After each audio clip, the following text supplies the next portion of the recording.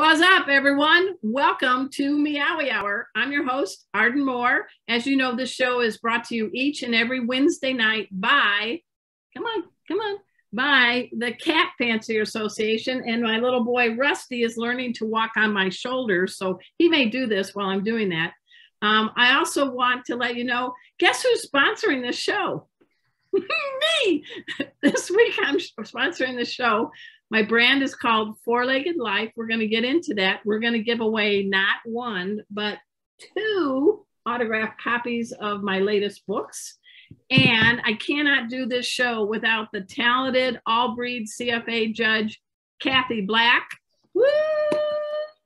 And our doggy designee, Destiny, who's smaller than most cats, including the Singapura. We got a really great guy as our special guest today. He is so dedicated to cats, to the CFA, and I want you to know I'm happy to finally get a chance to have a longer conversation than just hi, Mike. And of course, I'm talking about Mike Altschul. Mike, welcome. You're on Meowy Hour. I know this has been a lifelong dream, right?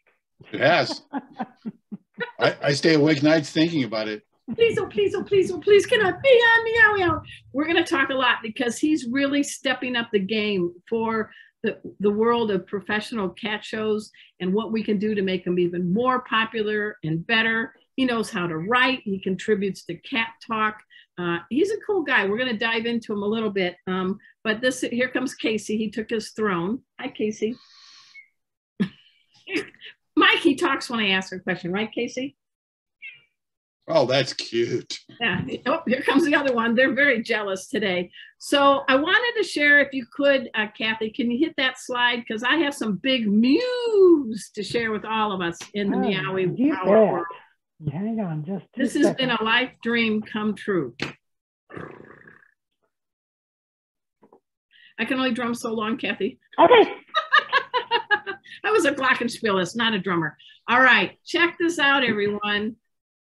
I am now hosting a nationally syndicated weekly radio show, which also airs on YouTube, and it's called Arden Moore's Four-Legged Life. You guys heard of some group called Talk Radio?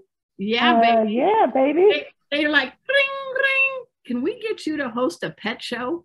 Let me think about that for a nanosecond. Heck, yes, you can take that. So if you all go to ardenmoore.com, you're going to see how to get on and be able to start catching all the shows. They're coast to coast on YouTube. The very first show aired May 21st, and I purposely picked two of my favorite veterinarians, Dr. Marty Becker, who is America's veterinarian. He started the whole fear-free pet movement. And I used to live in San Diego, and he's a game changer too, Dr. Gary Weitzman of the San Diego Humane Society, where Casey came from. Both of these veterinarians went to Ukraine border separately, one by Poland, one by Romania, and they spent a week there helping pets coming across the border. So my very first episode is about that. So go to Arden Moore or Four-Legged Life, and it'll direct you to how you can listen to it. Mike, it sounds so techy. Spotify, iTunes, la, la, la, la, la. It's on everything. So what do you think? Wonderful. I'm impressed. Wonderful. I think you're the hostess with the mostest. Well, thank you. I have the longest running pet podcast on the planet, the Oh Behave Show. But this is now an hour-long radio show. We have different guests. And I just recorded for a June 18th show, somebody named Kathy Black. Kathy is going to be on the Arden Moore Four-Legged Life show. And how did you think of your recording today, Kathy? Oh, it was fun. We always have fun. We hang out. Yes, but you they're being crabby, but you taught a lot about cats and cat breeds, so I learned a lot. The other big news I want to share with all our Meowy Hour fans is this. Many of you have dogs. Raise your paw if you have a dog. I have a dog. I have dogs. Okay, I have cats. I have cats. Our friends, Becky LaBeach, who's the GM at Dog TV, called me about a month ago and said, hey, we want to go to the cats for a week on Dog TV. So all of you take notes. Dog TV is going to the cats the week of June 4th, which is Saturday, to the 11th. because it's National Cat Week or something. And yours truly, including this guy and Rusty and some other my four-legged pals, we're in 9 different video segments. They got a bunch of cat experts. We're going to have a lot of fun. So tell your friends to check out Dog TV because it's going to the cats. What do you think of that, Mike? Perfect. So they had a whole film crew here, and I had 3 cats, my 2 dogs, my sister's 2 dogs, and my business manager's dog. So I wrangled 5 dogs and 3 cats on camera for 9 segments. That's amazing. I can't wait to see it. And they picked 9 because they wanted 9 lives. So I think we all should support Dog TV because maybe this could be the start of Cat TV. That'd be good. Let's do it. Let's do what we can. Hey, we need Cat TV. So anyway, that's the big news I wanted to share with you. Humbly, having a nationally syndicated radio show is a big deal, and I hope you tune in. And I'm very grateful because it also goes on YouTube, and it's a whole new world for me. So coast to coast, check it out. All right. How good were you last week on our trivia question? The question was, of all the mammals out there, cats have the largest what relative to their size? Now there's the condition. What is the largest thing on a cat relative to their size compared to any other mammals? I gave you the choice of ears, eyes, nose, and mouth. And we had several people answer mouth. Oh, the correct answer is eyes. Yes. Their eyes can open wider and close smaller and actually change size faster than any other mammal that have circular pupils. I don't have very big eyes. Casey, can we see your eyes? Let's see. Check out. Casey, what are you doing? Casey, how's your eyes? I'm out of here. I didn't agree to that. All right. So who won? And this was from last month's sponsor, Doc and Phoebe. Cheryl Riley was the winner last week. Congratulations, Cheryl. Nice job, Cheryl. And she wins one of the Doc and Phoebe hunting feeder kits. So it's great to bring out the hunter in your cat. Instead of just putting a bowl of food down, they get to work their noodle. It's enriching. We do want to thank Dr. Liz Bales. She is the veterinarian extraordinaire who created that whole line of hunting feeders, Doc and Phoebe. So shout out to you, Dr. Liz. Thank you for bringing up the cred for cats everywhere. Okay, here comes a numbers game. Here's your trivia question for this week. And we're going to have 2 winners. I am not Oprah. You're not getting a car. Okay, I am poor and famous. So I have 2 of my latest books that I would love to autograph. So we're going to give one to one, one to another. Kathy will decide. This book is called A Kid's Guide to Cats. It came out during COVID. It's already in its 5th printing in 5 languages. And it's got a lot of cool things for kids of all ages. And even better, in these little things right here, Casey gets to talk directly to the humans. So my cat is my co-author. That's book number 1. Book number 2, I wrote a few years ago. It's called Fit Cat. It's really about helping the 21st century cat, physically, mentally, emotionally. And I learned a lot. I burned some brain cells, but I hope that either one you get, you can't go wrong. So Kathy, I'm going to ask the question, and then you're going to tell us how to do it, right? Right. I think I've done this before, right? Okay. Yes. So here's your question. Mike, if you know the answer, poker face. Okay. All right. Cats have 32 muscles in each ear, and they can rotate each ear independently 180 degrees. So all you that think you can wiggle your lobes and you think you're cool, cats just laugh at us. But if you had to count how many muscles total are there in an adult cat, I'm going to give you 4 numbers. In the whole cat or just its ears? No, the whole cat. Okay. Do cats have 317 muscles? Do they have 417 muscles? Do they have 517 muscles? Or do they have 617 muscles? So go ahead and put your choices down. Kathy, tell us how they can go about it. I hate to admit this, but in college, we actually dissected cats. And Rusty, run, Casey. It's very interesting. The cat will have 3 muscles where we have 1. So they do have a lot of muscles. But type your answer either in the Facebook chat, or you need to send it to my email address. I just corrected my name on the Zoom to include that. It's kathy.black@yahoo.com. And I will pick a winner on Sunday afternoon of the correct responses. So send your response to my email address. Those of you that have been doing this know the routine. But hopefully we've got some people tonight that are watching for the first time. You have all the way until Sunday afternoon. So even if you watch this on YouTube later on in the week, or you watch it on CFA's website later on in the week, you have until Sunday afternoon. So send me your response. You've got a chance at 2 fantastic books authored by Arden. All right. I am so excited. We have somebody who's been paying attention to Meowy Hour since it started. Thank you for doing that. But Mike Altschul is more than just a Meowy Hour fan. He has the Surreal Cattery. He is the CFA committee chair for the New Club Mentoring. And he is a very, very talented cat show manager.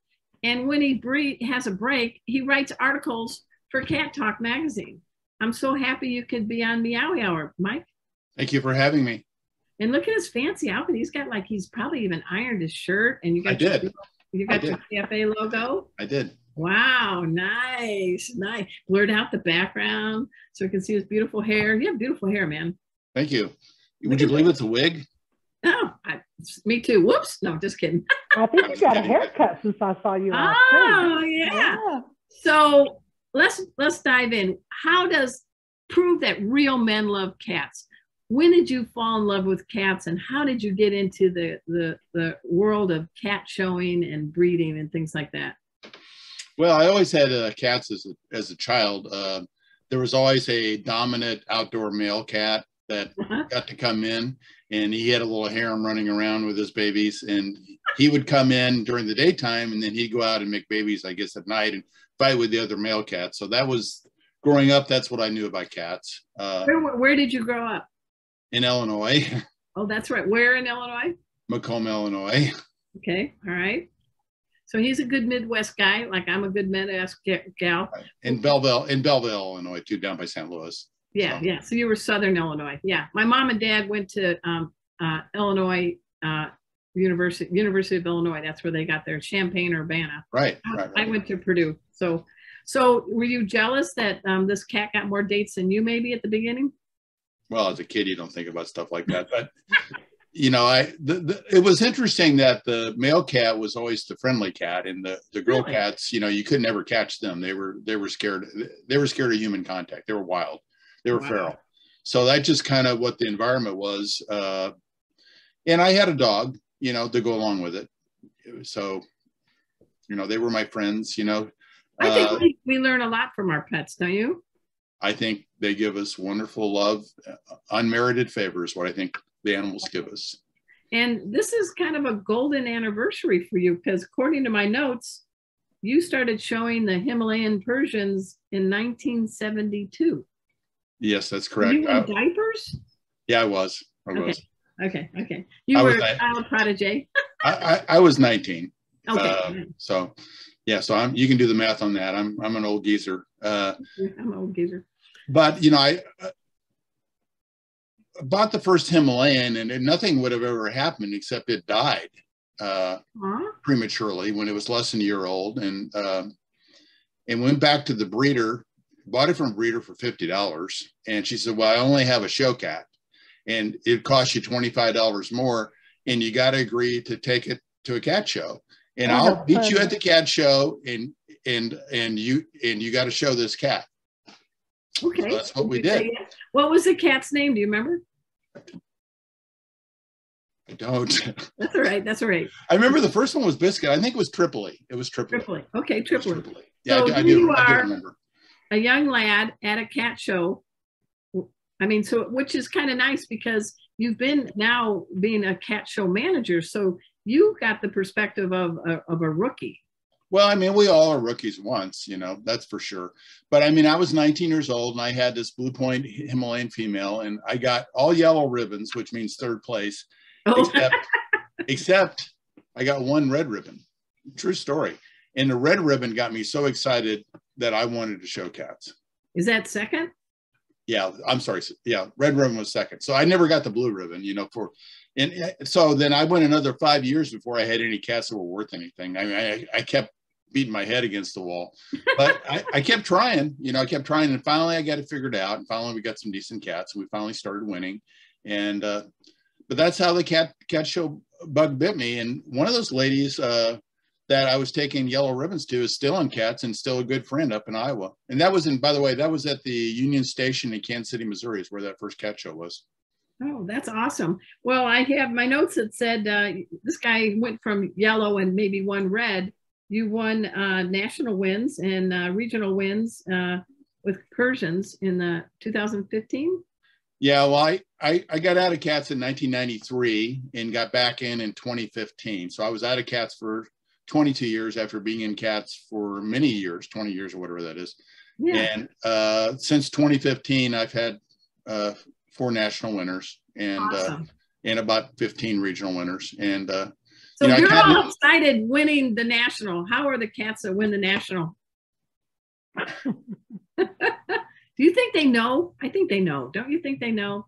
They love to travel. You have to do, you know, they learned to spend time with mommy or daddy in the hotels, and they love that special time they have with mommy and daddy, and they know they're special. And when you finally retire them from the show circuit, they do miss it. They go over to the little carriers you take them on the airplane with or whatever, and it's like, are we going to go? You know, I mean, they do miss it. I mean, it's just a whole lifestyle that they learn to love, and they get a lot of special attention. Is there any tips you can give folks that are getting into this to make it feel that the cats realize have suitcase, great times, and we're not going to the veterinarian? Well, I mean, make it fun for them. You know, I think a lot of my friends will give them little treats when they come back from a show ring or whatever, but you need to make it fun for them. Get them used to the noise. Get on the CFA newbie Facebook page. We got lots of people that will help you there and give you lots of good tips. But it's a good idea to expose, you know, most people's cats, you know, if they're a purebred cat, they're going to live an indoor life. They're not used to hearing noises and what have you, you know, someone emptying a trash bag or something in the show, or someone drops something. So, and they're not used to all the smells and sounds. So get them used to the smells and sounds of a cat show so they won't be scared. So, you know, you might take them to, you know, to get a little pet stroller and take them to PetSmart or something and walk them around. I do take Casey everywhere because he's a therapy cat and he teaches pet first aid with me. And I pull out the cat stroller, Mike, and I go to grab something. He's already in the cat stroller. Exactly. I guess that's what show cats are. They like, Dad, we're in the carrier now. Let's go. Come on, they're used to the routine, and they're used to all the special time. And those cats that, you know, we spend all that time with, I mean, you're alone with them weekends. I mean, just think about it. You fly to California or you fly to Florida, wherever you go, and you spend weekend after weekend with them. You know, to get a national win, you got to go to a lot of shows besides having a good cat. And so, I mean, it's a whole lifestyle. It isn't all that in a bag of chips, but it is fun. It could be all that in a bag of catnip. Just don't smoke it. Don't smoke it. But all right.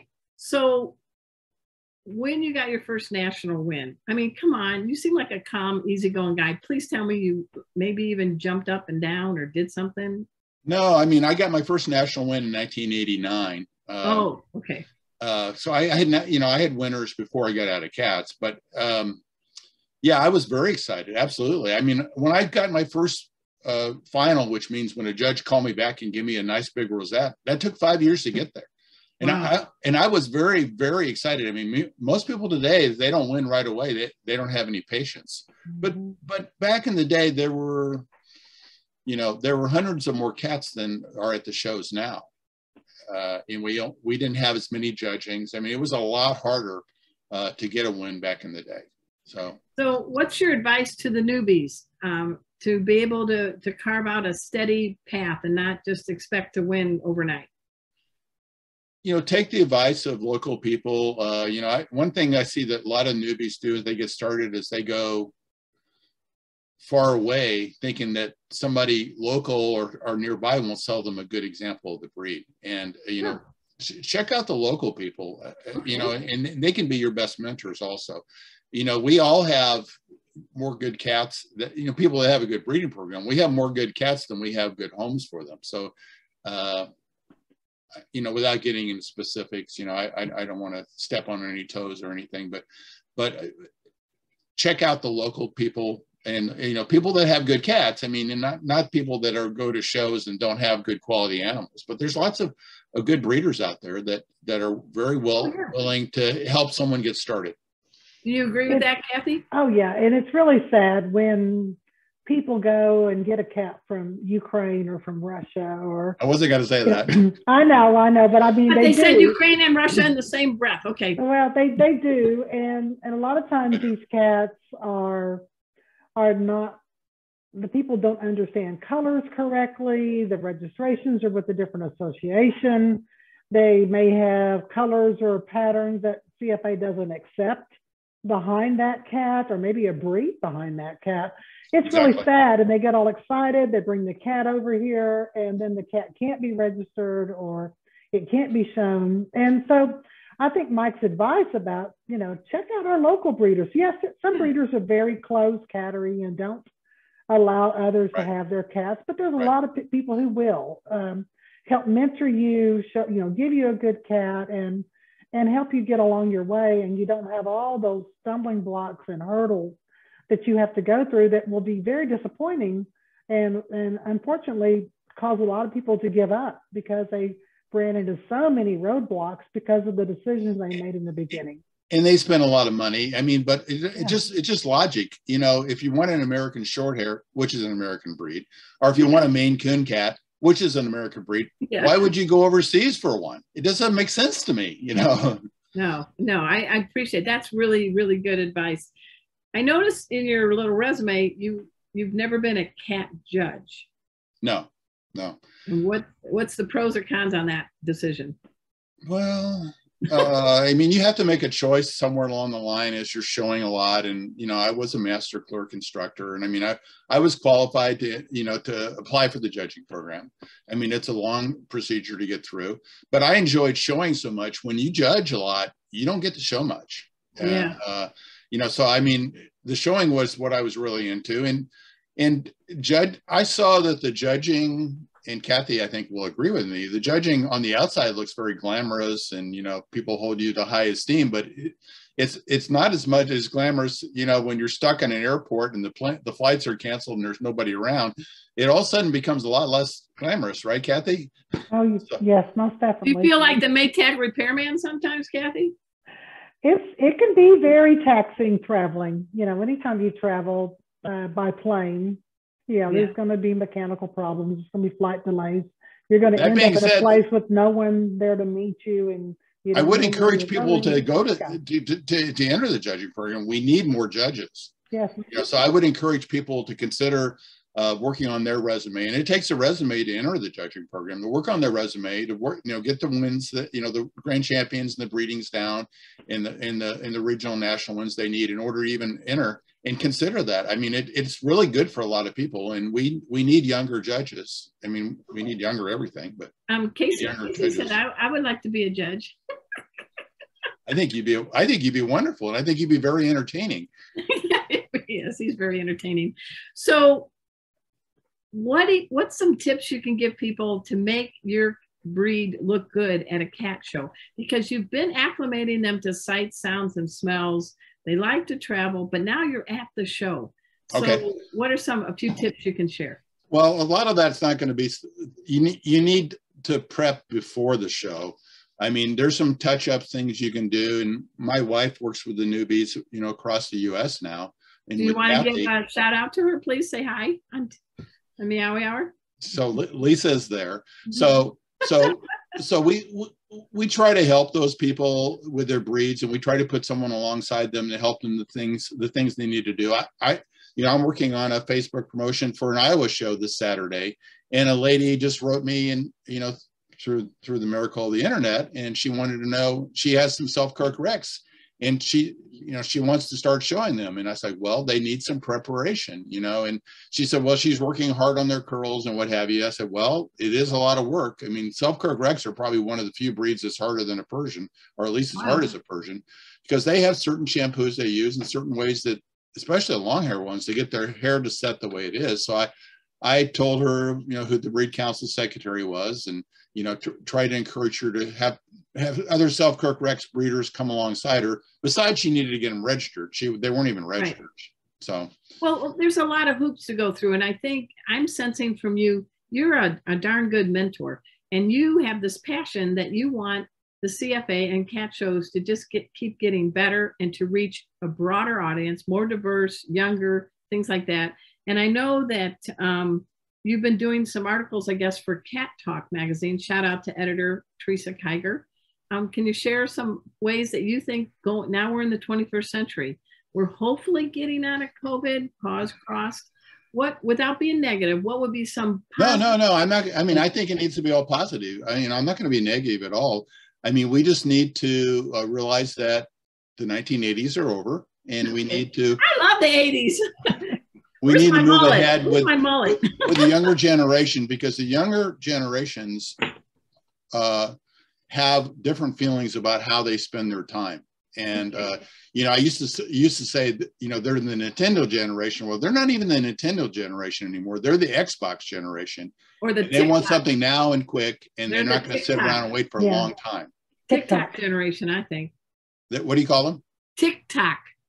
Yeah, now they're the TikTok generation, which, by the way, Facebook has Facebook Reels, which is their answer to TikTok. So I've worked with Facebook Reels also. Okay. But they want fast stuff. They want entertainment. They don't want to just watch cats being judged and necessarily like we did. I mean, but look, you got to think about how I grew up. I grew up and I didn't have a TV till I was in like 4th or 5th grade. I didn't have video games to play with. So the world has changed a lot, and we need to realize that they want a different entertainment level and something that's more fun. So I encourage the shows around the country that I work with to have entertaining shows for the guests. So it's a great guest experience. So they might want to become one of us. So what would be some good things that you would encourage them to have at a cat show? Well, certainly one of my hot buttons and one of the easiest things to do is a costume contest. Did you see the costume contest when you went to the show in Mesquite? Yes, I did. Yes, I did. Wonderful. Yes. Was that fun? Yes, I thought it was fun. And, if the cats can wear it and they like it, let's say go for it. Anything to promote CAT, I'm in for. And so, yes, I don't know why that's a hot button, but you brought it up. I didn't. Well, the cat costume contests are just an easy thing. It's not something new. Back in the 1980s, I'm very involved with the Houston Cat Club shows. And they had the actress Betty White used to do the cat costume contest for them back then. So, I mean, It's not anything new, but it's a fun thing to see cats dress up. Yeah. And some cats do love it, and some cats don't. But it's something the audience likes. So when I'm promoting shows on Facebook, I make sure they have entertaining things for their guests. And certainly cat costume contests. Some shows like to do different things. They may do agility, or they may do. I think agility is fascinating, and you never know if the cat's going to do it or not. Though that's the other fun part, right? It is, especially with Persians. Agility is all. Why? What's the deal with Persians? Well, they're not going to use much more energy than they need to use. So they might look at a jump that they're supposed to go over, and it's like, I'm either going to lay here and look at it, or I'm going to walk around it instead of going over it. So, yeah, the Persian. Maybe we can do something with couch recliners, Persian style. Yeah, they are couch potatoes. They really are. So that's pretty cool. They have a low activity level. Would be like this. Some of the short hair breeds, like the Aussie cats and the Japanese Bobtails that we're going to talk about in a little bit. I mean, they have they like to chase toys, and they do very well at the agility course. Another thing is the stuffed animal contest. We like to do stuffed animal contests. Oh, tell us about that. I don't know about that one. Okay. So some of the shows would rather do stuffed animal contest, and they'll have the children bring their stuffed animals, and they'll have a judge them all, and they'll give them awards. And if the children don't have a stuffed animal, a lot of the clubs will even give them a stuffed animal so they can enter the contest. And so that's a fun thing. It's just a fun thing. Many of the shows will have educational rings. They'll have meet the breeds. I see AKC is doing a lot of meet the breeds, but a lot of the bigger shows will have meet the breeds where, someone will get up and talk about their breed, like a Maine Coon cat, for 10 minutes, and they'll answer all the questions, whatever. And they'll have a lot of times they'll have a schedule of each breed they're going to have up. So there's lots of educational, entertaining things. They may have it would be fun. We could do like Jeopardy feline style. Wouldn't that be fun if you guys could have some kind of trivia contest or something? Just something for like 10, 15 minutes or something at a show, and just test the noodles of people. People love trivia, don't you think? They do. And we got some old noodles around that can answer those questions. At our large international show, they even have had a computer monitor where you answer questions and it tells you which breed. I like that. It's engaging them while they're at the show, right? Yeah, and we have vendors that sell, different things that are cat related, toys and beds and grooming products and combs and brushes and, toys to play with. So there's lots of different stuff that are going on. But Mike has really worked hard to try to get the clubs to do things differently. Like, how do you pay? Because people that are younger don't carry cash. Yeah, this is a Zelle generation. This is got credit cards. Yeah. Apple Pay it's Zelle and Venmo, and it's PayPal, and maybe they have a debit card. But many clubs up to the last year or two, they didn't even take credit cards. They just took cash, and they were scared to death of that 2 or 3% they were going to have to pay. Well, they weren't charging enough anyway, but what was their show worth? Were they giving entertainment to the guest? Maybe they really did know what they needed to charge, but now the clubs are charging a more reasonable, what I call 21st century pricing. Yeah. And they're giving a better product that's more entertaining for the guests to enjoy. So think about it. If you lowballed a show, most people aren't going to go because they're like, well, why is it so cheap? It's just like when I'm teaching my Pet First Aid classes, I don't do it for free. Right. Because there's no investment. It's got to be a two-way. You're totally right on that. And many people, especially young people, they judge how good something is if it costs money. If it costs too little, they figure it's not worth their time. Yeah. No, but here you and I are the same generation, and you're thinking like a TikTok generation. I'm impressed. I like that. You also are saying that you've got things for all ages, because I know the CFA has those coloring books for kids. I like that you're trying to bring in the younger generation, right? Yeah, and we give out free coloring books for the kids, usually the first 100 kids each day. We have the 2 coloring books are How to Care for Your Kitty, which is a wonderful educational piece, and the other one is all the different breeds of CFA. So they're both wonderful coloring books. Some of the shows will even have coloring contests, and they'll give out prizes for the kids and whatever. So yeah, we do a lot of different things for the kids. We do try to make it fun for all the different ages. And the coloring books are one of the wonderful products that CFA has available. Oh, and the adults love the coloring book too. This book has a lot of DIYs in it and all, Mike, because I am not Oprah and I cannot afford a card to you. But if you send me a mailing address, I'll give you this. And maybe there's some ideas that you can share with your club shows that they can use. Well, it's funny you said that, because a lot of the shows will also have activity areas for the kids. Yeah, so this has some activities in it. Yeah. So I will give you an autographed copy. Wonderful. From Casey and Kona. Casey and Rusty, my dog's name's Kona. And I hope that maybe there's some things that some of the show places will grab out of it. I don't care. Just if we get more people engaged from all generations, kitties win. So how do we learn about what's important? We learn about what's important by talking to our audience. And one of the things I do, I'm an old geezer, but I think young, because I talk to the audience. I ask them what they like and what they don't like as they leave. Okay, and they tell me what's important and what they liked and what they didn't like. So what's some of the feedback you've been hearing?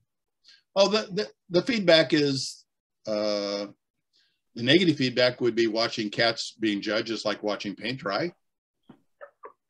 Well, are judges allowed to say anything while they're judging a They cat? are. Oh, They are. okay. They are. And you know, some of the judges are much more entertaining, depends on what kind of time restraints they have and how much, you know, how extravagant they can get with their conversations with the audience. They are allowed to talk and they're encouraged, you know, but some judges have that personality and some judges don't. But, you know, it's not saying that,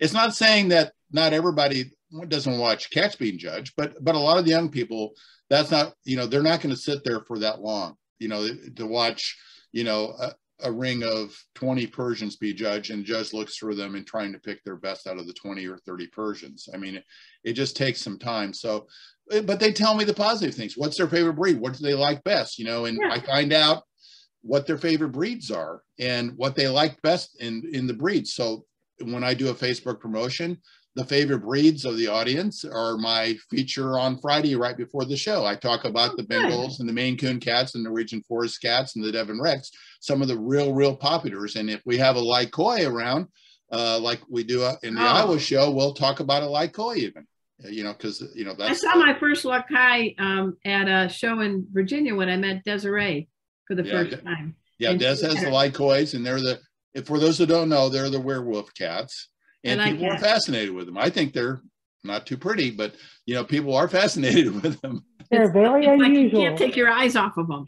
Yeah. Casey goes, yeah. Casey's jealous. He says, you can't take your eyes off me either. But his brother's getting his tail. That's what's happening. I think you're going to like this too.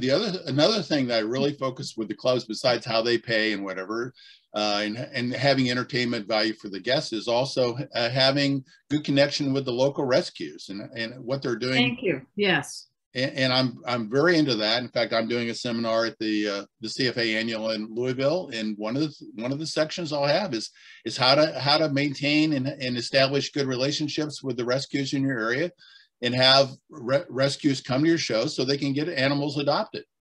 Very nice. And you know what? I know that CFA has a great relationship with the National Kitten Coalition and with Community Cats, Stacy LeBaron. You have household cat divisions. It seems to me that CFA is very open and welcoming. That's kind of what I'm sensing. And those household pet divisions, along with some of the pedigree cats, are former rescue cats. And so we like to honor those rescue cats by letting people show those rescue cats also. I like that. I like that. If you had to come back in life, this is a silly question, but what cat would you come back as and why? Well, I never thought about that one. There's probably some psychological question I could run in and tell me what cat I am, but I think those who know me probably know I'm not a Persian. You know, I was ADHD before they had that label. The label for me was I had ants in my pants. That's what we said about kids in my age group. So I would probably come back as a real active short hair, probably a Bengal or a Devon Rex or something. Probably a Devon Rex. I'd like to be a Devon Rex. And why is that? Why do you like the Devon? Oh, they're fun. They're fun loving. They like to fetch. They're kind of like, they're dog like in a lot of ways.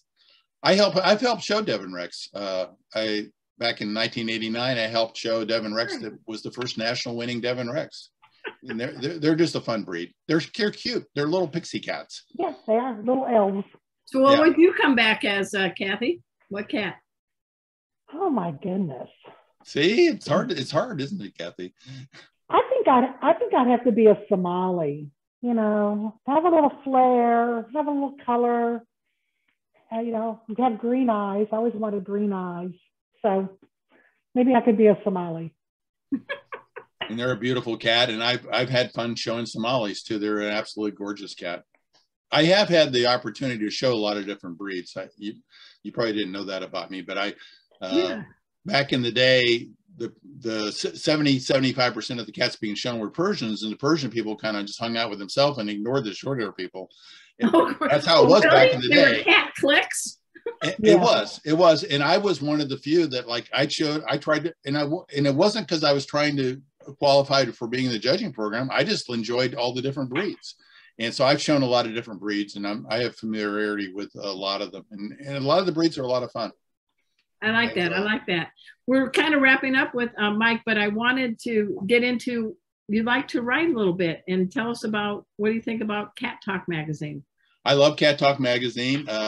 I do some articles about rescues. I do articles about, I'm doing a show manager's corner series now. I wrote a 4-series article on effective show management, helping show managers worldwide with putting on a better show. And I make that available. That's important. That's very important. I have a Facebook page or two. Do we have that on, Kathy, did we put his Facebook? Do you have that? Mike, sorry, we dropped the ball. What is your Facebook page we can steer people to? Well, there's two. One is how to bring true growth back to the cat fancy. That's kind of in your face. What is it again? Slow down. How to what? How to bring true growth back to the cat fancy. Okay. How to bring true growth back to the cat fancy. So that's a very strong one. And then the other one is CFA Show Support and Assistance. And that's a group that you have to join. CFA Show Support and Assistance. Right. I'm saying it because I'm giving Kathy time to write it down. Do you see what I'm doing there for you, Kathy? Yeah. And do you have your own personal Facebook page? Sure. Okay. Is it just your name? What is it? Yeah, it's Mike Altschul. Yeah, that's it. All right. Yeah. And you want to give a shout out because your daughter was on our show at the very beginning, and she got a lot of hits because she knows about grooming too. She's a wonderful groomer. My daughter, was raised in the cat fancy. She was born in 1978, and she's been around cats since before she was born. That's pretty impressive. That's really nice with you, Lisa, and Carissa. That's a pretty good trio. And just so there's no misunderstanding, Lisa is her stepmother. No, that's fine. That's fine. I know. Her mother's Janet, who's still in the cat fancy also. So my ex-wife. So that's fine. That's fine.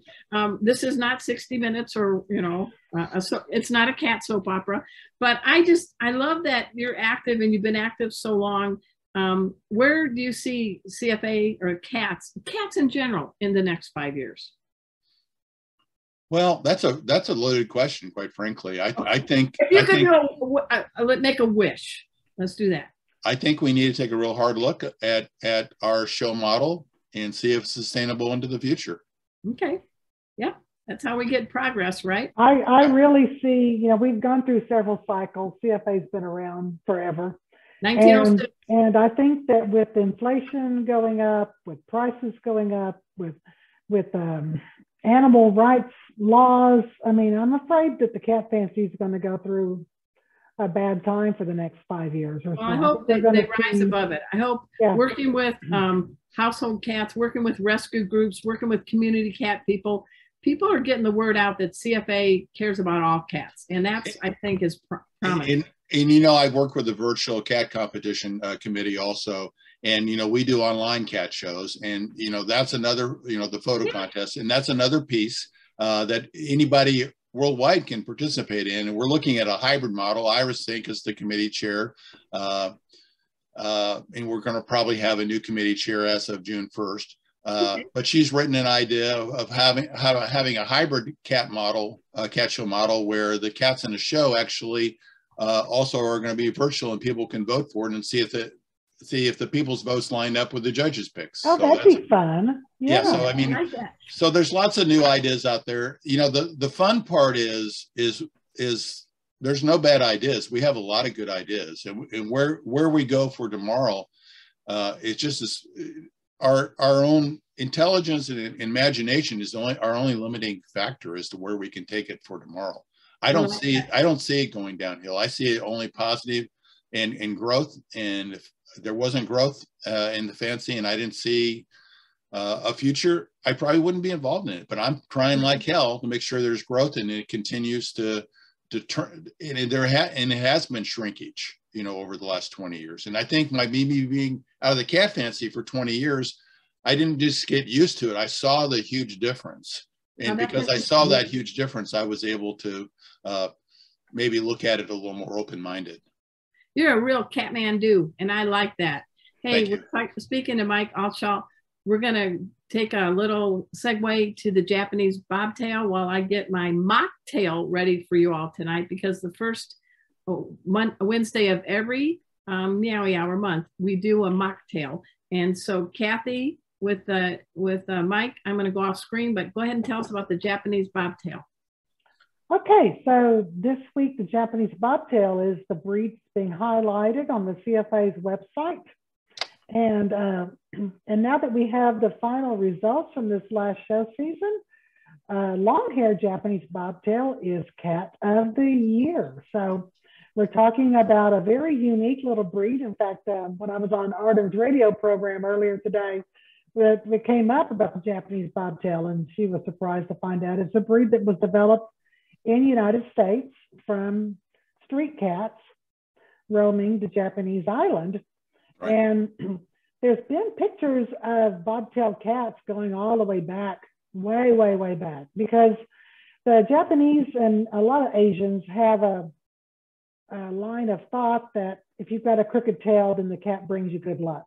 Oh, wow. So when you only have crooked-tailed cats that you're supporting and feeding and taking care of, and they're breeding, then they're going to continue to only make crooked-tailed cats. And when you live on an island and there's no place else for anything else to come in, then all the cats ended up with crooked tails. So that's kind of how the Japanese Bobtail breed came about. It is an energetic, playful, loving breed. These cats are very people-oriented. They want to be the center of everything. The tail on every cat is unique. No two tails are alike. It's like a fingerprint. And they don't have to go the left or the right. It doesn't matter. They just have to have at least a couple of turns. And it can't be a delayed bob, meaning that the tail is straight with the crooked bob part on the end. So we're very careful when we're judging these cats because this is the tail, obviously, but we don't want to over manipulate the tail or anything. So we're very careful when we feel of it. But these cats also have a very unique body structure. You notice they stand level, but the hind legs are longer than the front legs, but they're very deeply angulated in the way they're set into the body, which is also very unique with this breed. It's a muscular cat, has very chiseled angles to the face. The ears are upright. And they come in all different kinds of colors and patterns, but they also come in long hair and short hair variety. So let's look at a couple of these cats. These are all short hairs. Interesting, the word Nikkei means three colors in Japanese. So the cats that have three colors, the calicos, are called Nikkei. That's the pattern name in this breed. And a lot of these cats will have different eye colors. Seems like, of course, any cat that has white on the face can have a blue eye, but it seems like this is very prevalent in this breed. And you'll see many cats that have a different eye color in each eye, like this long-haired variety has an odd-eyed. These cats will typically, in the bicolor pattern, will have less than 20% color, but they can come in any amount of white. And because a lot of times they don't have enough colored area to know what the pattern is, we just call them patterned. Instead of trying to figure out, is it classic or is it mackerel or is it spotted? Not enough there to tell, we'll just call it patterned. But you can see these little tails, like a little pigtail, they curve around, especially in the long hair variety. They have those very cute little pom-pom tails. You can see this one here.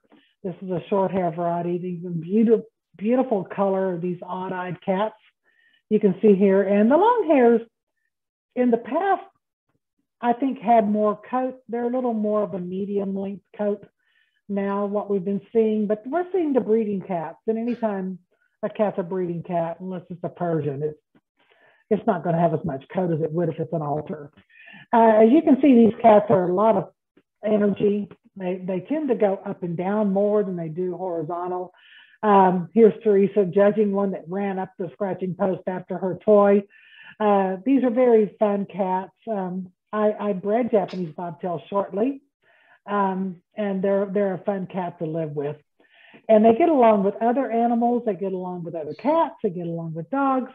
This is when we had Ann Mathis on talking about the Japanese Bobtail. So these are her cats and her dog. Wow. Hanging out with her Japanese Bobtail. So they're just a nice little breed. They were developed in America from two street cats running around Japan. And that's our Japanese Bobtail breed. Kathy, I have a video about preserving ancient cats, and they're one of the ancient cats I have down that they were raised by monks as far back as 600 AD in Japan. Wow. Hey, that was before you and I were born, Mike. Yeah, right. We're in the same generation. Trust me, we are. Are we? You look pretty good there, lady. Oh, thank you. Thank you. I know the 80s. I know the 60s. Yeah. All right. Hey, I didn't mean to interrupt. Is there anything else on the Japanese Bobtail? No, ma'am. All right. And I know because people want their cat fixed. Is your cat Pepper anywhere nearby? Yep. And you wanted to also mention about your 2 Pomeranians and their cat-like desires. So this is Pepper? Yeah, not in code, of course. She's the tortoiseshell grand champion. Hello, Pepper. She's my computer room cat. I love the meow. Very distinctive meow. And you said that your Pomeranians thought they were Persians? Yeah, my Pomeranians think they're long-nosed Persians, and my Persians think they're short-nosed Pomeranians. They love each other and they sleep together. Oh, that's awesome. Yeah. All right, we're going to talk about something that CFA is really great about, and that is CCW. Kathy? All right, Companion Cat World. It's our way to recognize the non-pedigree cat destiny. And when you register your cat and you upload a picture, your cat's picture goes up on our gallery of cats. You can check that out at cfa.org/CCW. And it's a one-time fee of $13. You get a card, you get a unique number, your cat gets a legacy with CFA. And if it meets the qualifications, it can be shown as a household pet at a local show. And you can check all that out on CFA's website, cfa.org/CCW. And if they meet the qualifications, they can earn titles and they can earn regional and national wins even. That's exactly. good. They can become a grand household pet of distinction, a grand household pet, a regional win, a national winner. So, yes, get all the same titles as all the regular cats do. Right. So do we have people from different places you want to shout out that are tuning in? I didn't see anyone from outside the country today, but we do have a lot of people that are following us. I'm not sure where Peduzzi Cats is. So he said Mike is the best. Mike. Cancun. Cancun. Oh, are there you go. No, Cancun. Oh, they're from Mexico. Nice. They're from Mexico. Okay. Yeah. Wow. All right. All right. Moving from that, as you all know, I love hosting Meowy Hour, and I love making cocktails. But the thing that I'm the most passionate about is learning and teaching all of us 2-leggers how to keep our cats and dogs safe. So we do have openings in our veterinary approved classes. I teach different levels. I actually teach a 16-hour 2-day class to help people become pet first aid instructors. But this one that's growing in popularity with Casey and Rusty, teaching a 3-hour cat-only pet first aid and CPR class. Our next one is going to be June 28th. It's a Thursday. It's from 5 to 8 p.m. Central Time. As I do with all my guests, Mike, if you're opening, if you have any availability or any interest, I would invite you as my guest. And cool. You would get certified for 2 years in, and you have to hear my bad dog-like, cat-like dad jokes in class. We have that in common too. I'm known for my good jokes also. You know why they're called dad jokes? Well, mine are called dad jokes because I'm a dad. Well, they're also called dad jokes because they're a parent. All right, moving on. If you have dogs and cats, we do have some openings still for our June 19th class. So please go to Pet First Aid for You for all the details on how to sign up. And I hope to see you all there. So it is the first Wednesday of the month. So I am going mocktail, which means no booze. So this one is called the Pink Panther Grapefruit Mocktail. Beat the summer heat with this red grapefruit quencher. Shout out to Teresa Kiger for once again creating this yummy looking graphic. This one, all you need is sugar or stevia, some water, grapefruit juice, club soda, and a really nice ruby red grapefruit. So you pre-do it because I'm not going to be able to do it on the show, but you take a pan and you put the sugar in the water, put it over medium heat till the sugar dissolves. It's only a couple minutes.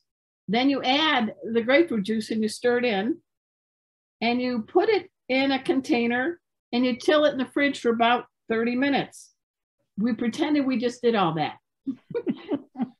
So now we're removing it from the fridge. So you take a couple of glasses with some ice in it.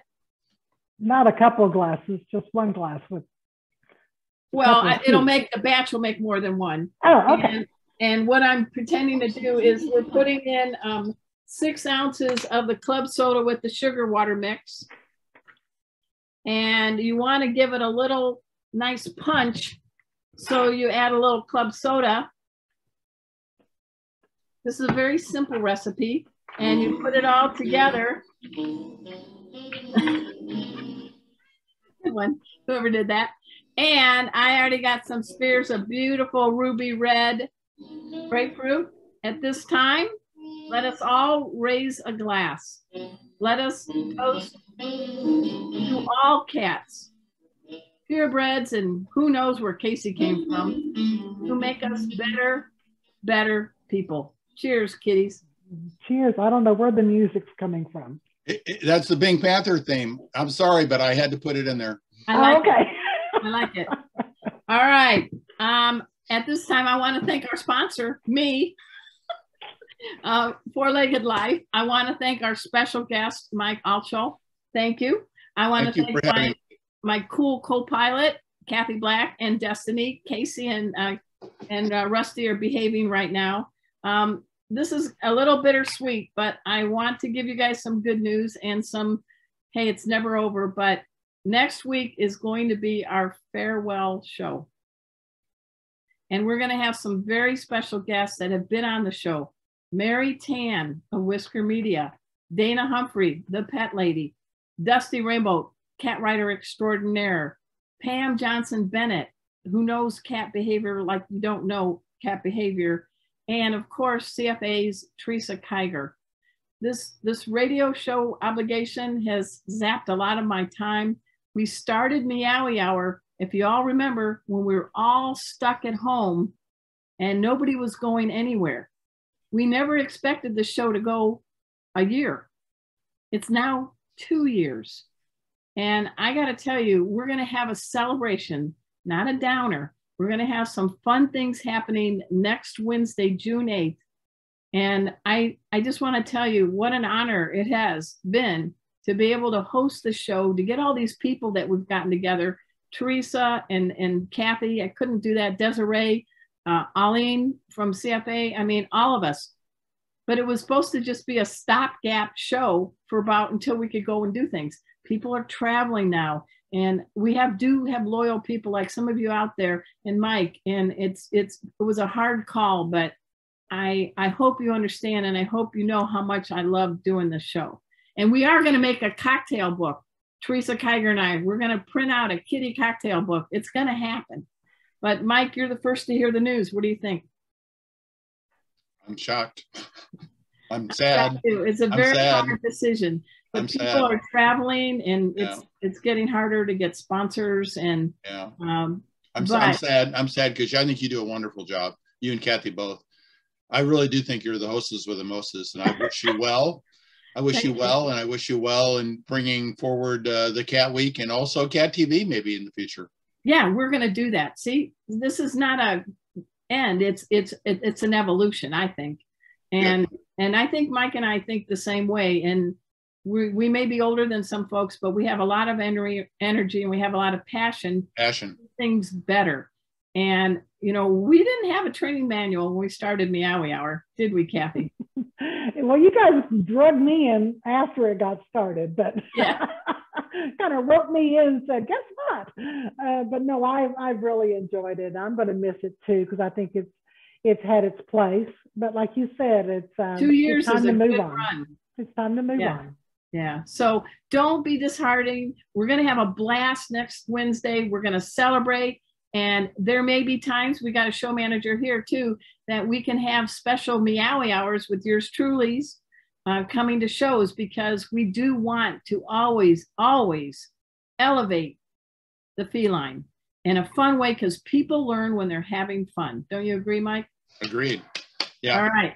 So until next time, same cat channel, same cat time. We're going to see you on Meowy Hour. Thank you all so much for tuning in. Bye-bye, guys. Bye. Thank you for having me. You're welcome.